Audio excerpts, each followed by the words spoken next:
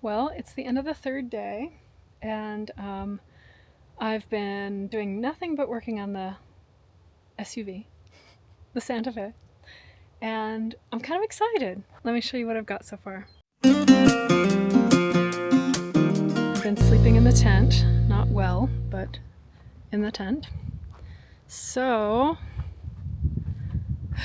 it's pretty crazy. Let me pause this here. If you missed my last video, and you don't know what this is at all, I'm building an armature, which is a framework for a sculpture, basically. And my plan is to put paper mache using Tight Bond 3, which is waterproof glue, and a combination of paper mache and paper mache clay to hopefully make this structure really solid. Also using some support structures if I need to, and finishing off with some sort of waterproof layer. This is my armature. So in this cabinet here is going to go my squishy water cube. And I've got my sink. I'll have my little faucet up here. Got my solar oven and the stove. Under here is going to go my clothes. And there will be some sort of countertop that maybe lifts up and folds up, or I'm not sure. But there'll be a countertop over this part.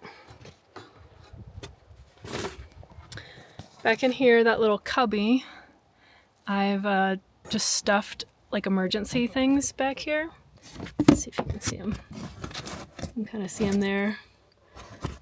So it's stuff I don't need very often at all, but I can get to it. And this odd little shaped corner, I'm going to put my bowls and my plates. So I have just those little plastic bowls and plates that I can stack there.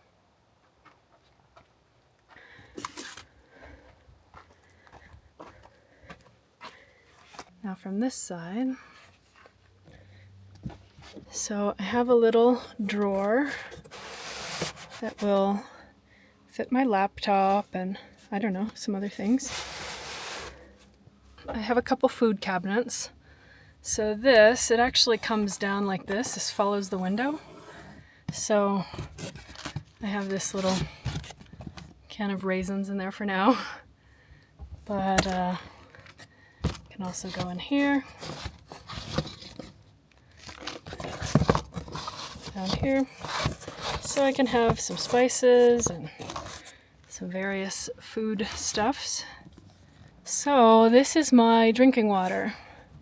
This is my 2.5 gallon drinking water. Right now I've got it suspended on the hook, the door handle hook thingy. And it's just off of the surface right now. But ideally it'll be resting on here with just a little support from up here. And I can get water here, or if I'm in the outside, I can get water this way. And then this is going to be, just come off nicely, thank you. This is going to be a little food cabinet. So the way I've got this water supported is sort of this triangular structure that I use like two different pieces to bend and create a triangle. So it's kind of sturdy. And the reason why it's a triangle is on the other side. So I decided after trying to put this big tent up by myself that I need a pop-up tent. So I'm gonna get a pop-up tent, but it's like 60 inches long and I want to be able to fit it in here. So I made this go all the way back into here, and here to here is about 60 inches. So this comes in here.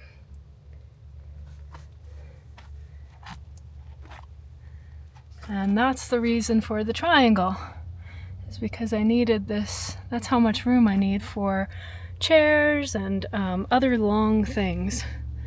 So this is going to kind of be my garage Even my keyboard will fit in here, which is kind of cool.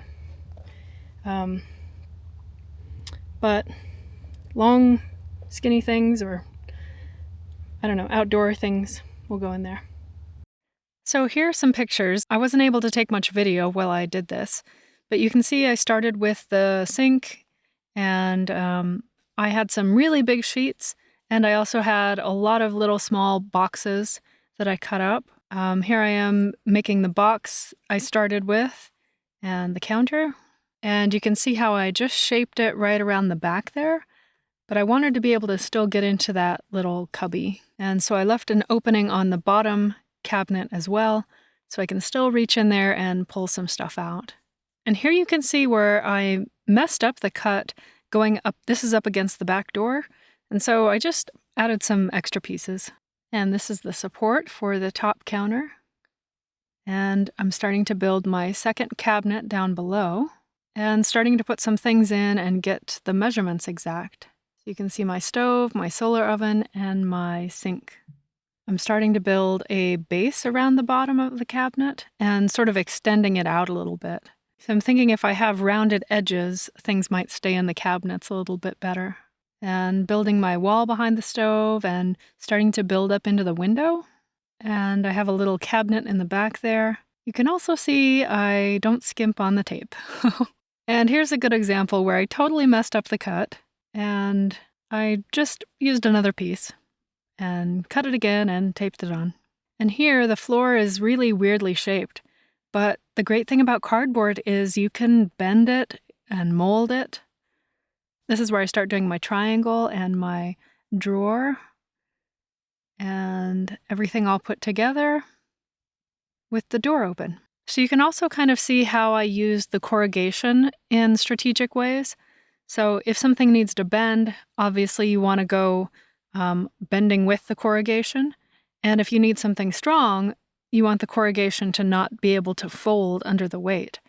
And you can even laminate using the corrugation going in different directions. So the corrugation actually provides a lot of variability for you. So that's about it. It's pretty wonky and crazy right now.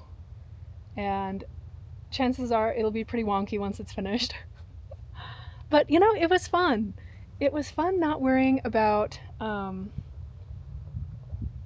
having to make things exactly straight, having to make things exactly level, because nothing's level. The floor of the car isn't level, the walls aren't level, the mountain's not level, like I'm not parked level right now, nothing's level. So why does it matter? And it was really fun to just like, you know, almost like patch with cardboard. Like, oh, mess that up, let's put another piece on there and tape it on. I don't know, we'll see what it ends up. It might not be feasible and, I don't know, fall apart. But at least I have an idea and a mold, I suppose. And we'll see if it works. So when I get home, I'm going to try to take this monster out and set it up in my shop so that I can paper mache it. So stay tuned for that episode. And wish me luck. And I'll see you later.